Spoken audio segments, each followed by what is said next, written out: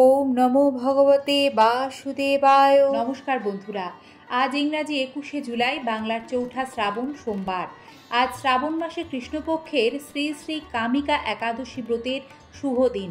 আজকের এই পুণ্য দিনে একটিবার অন্তত শ্রবণ করুন শ্রী কামিকা একাদশীর ব্রত মাহাত্ম্য কথা।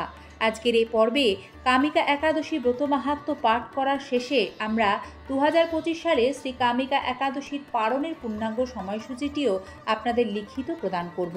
শুরু করছি শ্রী কামিকা একাদশী ব্রত মাহাত্ম্য পাঠ। ওম নমো ভগবতে বাসুদেবায়। শ্রাবণ কৃষ্ণপক্ষিয়া কামিকা একাদশীর কথা ব্রহ্ম বৈবর্ত পুরাণে যুধিষ্ঠির শ্রীকৃষ্ণ সংবাদে বর্ণিত হয়েছে। যুধিষ্ঠির মহারাজ পরমেশ্বর ভগবান শ্রীকৃষ্ণকে বললেন, হে গোবিন্দ, হে বাসুদেব, শ্রাবণ মাসে কৃষ্ণপক্ষের একাদশীর নাম ও মাহাত্ম্য সবিস্তারে আমার কাছে বর্ণনা করুন, তা শুনতে আমি অত্যন্ত কৌতূহলী।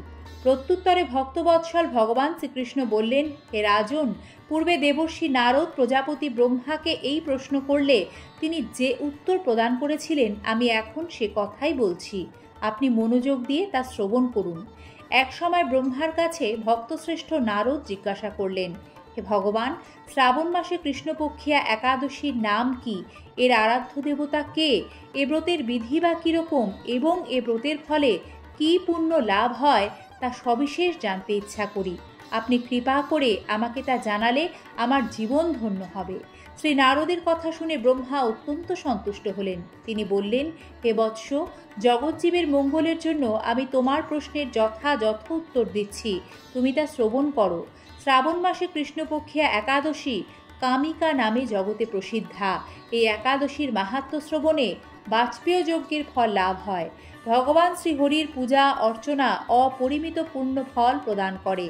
গঙ্গা, গোদাবরী, কাশী, নৈমিষারণ্য, পুষ্কর ইত্যাদি তীর্থদর্শনের সমস্ত ফল একমাত্র কৃষ্ণ পূজার মাধ্যমে কোটি গুণ লাভ করা যায়। সাগর ও অরণ্যযুক্ত পৃথিবীদানের ফল, দুগ্ধবতী গাভী দানের ফল অনায়াসে এই ব্রত পালনে লাভ হয়। যারা পাপপূর্ণ সাগরে নিমগ্ন, এ ব্রতই তাদের উদ্ধারের একমাত্র সহজ উপায়। এরকম পবিত্র পাপনাশক শ্রেষ্ঠ ব্রত আর জগতে নেই। শ্রীহরি স্বয়ং এই মাহাত্ম্য কীর্তন করেছেন। রাত্রি জাগরণ করে যারা এই ব্রত পালন করেন তারা কখনো দুঃখ দুর্দশাগ্রস্ত হন না। এ ব্রত পালনকারী কখনো নিম্নজনী প্রাপ্ত হন না। কেশবপ্রিয়া তুলসীপত্রে যিনি শ্রীহরির পূজা করেন, পদ্মপাতায় জলের মতো তিনি পাপে নির্লিপ্ত থাকেন। তুলসীপত্র দিয়ে বিষ্ণু পূজায় ভগবান যেমন সন্তুষ্ট হন, মণি মুক্তাদি মূল্যবান রত্ন মাধ্যমেও তেমন প্রীত হন না। যিনি কেশবকে তুলসী মঞ্জুরি দিয়ে পূজা করেন তার জন্মার্জিত সমস্ত পাপ ক্ষয় হয়ে যায়। এ প্রসঙ্গে ব্রহ্মা বললেন, হে নারদ, যিনি তুলসীকে প্রত্যহ দর্শন করেন তার সকল পাপ রাশি বিদূরিত হয়ে যায়। যিনি তাকে স্পর্শ করেন তার পাপ মলিন দেহ পবিত্র হয়। তাকে প্রণাম করলে সমস্ত রোগ দূর হয়। তাকে জল সিঞ্চন করলে যমু তার কাছে আসতে ভয় পান। শ্রী হরিচরণে তুলসী অর্পিত হলে ভগবত ভক্তি লাভ হয়। তাই হে কৃষ্ণ ভক্তি প্রদায়িনী, তোমাকে প্রণাম করি। যে ব্যক্তি হরিবাসরে ভগবানের সামনে দীপদান করেন, চিত্রগুপ্তও তার পুণ্যের হিসাব করতে পারে না। তার পিতৃপুরুষেরাও পরম তৃপ্তি লাভ করেন। শ্রীকৃষ্ণ বললেন, হে রাজন, আমি আপনার কাছে সর্বপাপ হারিণী কামিকা একাদশীর মাহাত্ম্য বর্ণনা করলাম। অতএব যিনি ব্রহ্ম হত্যা, ভ্রূণ হত্যা, পাপ বিনাশিনী মহাপুণ্য ফলদায়ী এ ব্রত পালন করবেন এবং এ মাহাত্ম্য শ্রদ্ধা সহকারে শ্রবণ করবেন, তিনি সর্বপাপ থেকে মুক্ত হয়ে বিষ্ণু লোকে গমন করবেন।